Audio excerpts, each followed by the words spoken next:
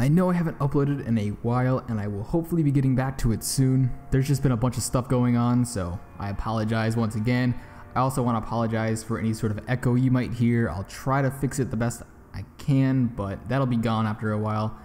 I was gonna do a review of the recent episode, which everyone's been going crazy about everywhere, but I figured this would be a lot better since I don't have a whole lot of time to do this. Basically, I noticed something in this episode that nobody else really did, and it's pretty significant if it is true and it's not just some, coincidence. But if you've been on my channel for a long time, I'm sure you remember a video I made about Kaido's tattoos and the possibility of him being a gifter. Now, if you haven't seen that video already, I would suggest checking it out. The link will be in the description down below.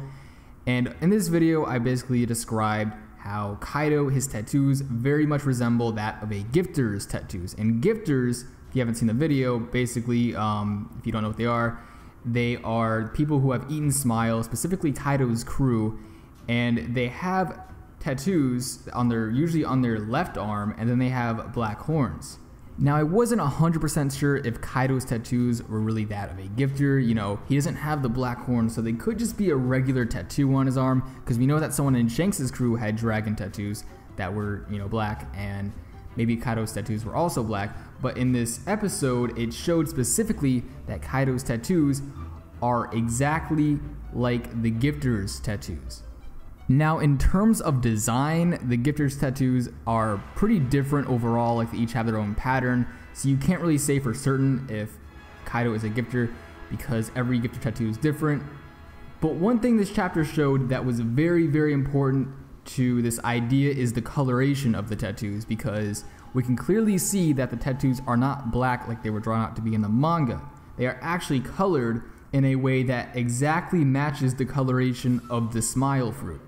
Now, you could just say it's the anime, maybe they made a mistake or something like that. Maybe it's not 100% certain, but the fact of the matter is that the color scheme of the Smile exactly resembles Kaido's tattoo style.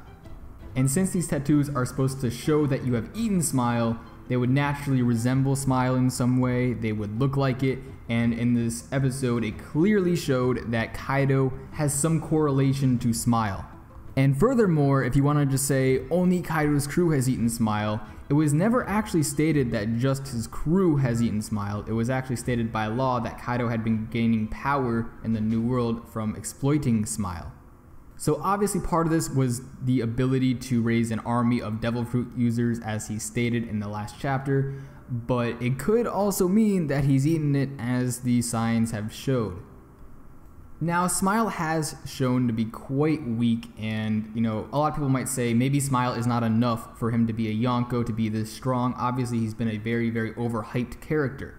But I do think the Smile is important because it exposes a very, very big weakness to him. Now, Law explained in the past, I believe it was during Punk Hazard, that Smile, we don't really know the weakness of Smile yet, and it's almost like Oda is saying that there will eventually be a weakness to Kaido's crew, and maybe even Kaido himself, because obviously he's been made up to be like this invincible character beyond really anyone we've seen. So naturally you're gonna kind of need a weakness in order to make the character beatable, so I believe this Smile power is part of what will contribute to this weakness that hopefully when Luffy fights him he will exploit, and it'll help him win. Now, each Smile has a specific ability, and each animal, of course. You have Sheep's Head, who has the sheep's horn.